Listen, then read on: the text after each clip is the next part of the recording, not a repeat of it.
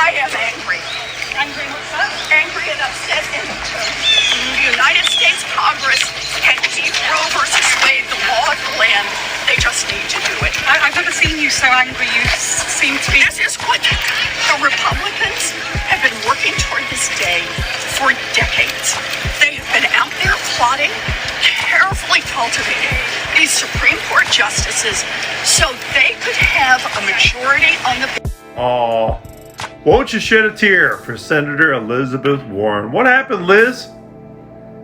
Did originalists finally outnumber interpretationists on the highest court in the land?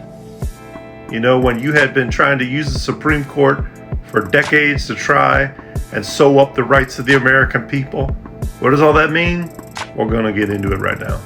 And we're definitely going to talk about what the Bible has to say. Did you know that stalwart of pro-abortion, Ruth Bader Ginsburg herself, authored a dissenting opinion against Roe versus Wade because she correctly viewed that it is absolutely an example of legislation from the bench. We have a system of checks and balances in place, and the judicial system is not there to legislate, contrary to the likes of what Senator Warren and many pro-abortion advocates would like to see. RBG understood this is a form of judicial overreach, and that state legislatures and the federal legislative branch ought to be the ones who are in charge of making laws. It's not the job of the Supreme Court to do that. When it comes to interpreting the Constitution, there's two views, basically. Originalism, which is the only correct view, and interpretivism, which says that the Constitution can be interpreted for the times.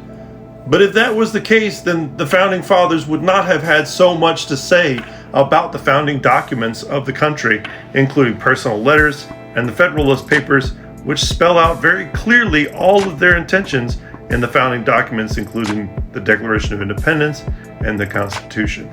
Insofar as abortion is concerned with the Holy Bible, there are many trying to spin various verses for their own disgusting goals, including Exodus 21:22 and the breath of God entering Adam for creation. But this is simply not what the Bible says about when life begins. Now the man knew his wife Eve, and she conceived. Sarah conceived. In due time, Hannah conceived. Do not be afraid to take Mary as your wife, for the child conceived. Well, there we have it. According to the Bible, life begins at conception, and like the Bible, the founding documents should only be interpreted based off their original context.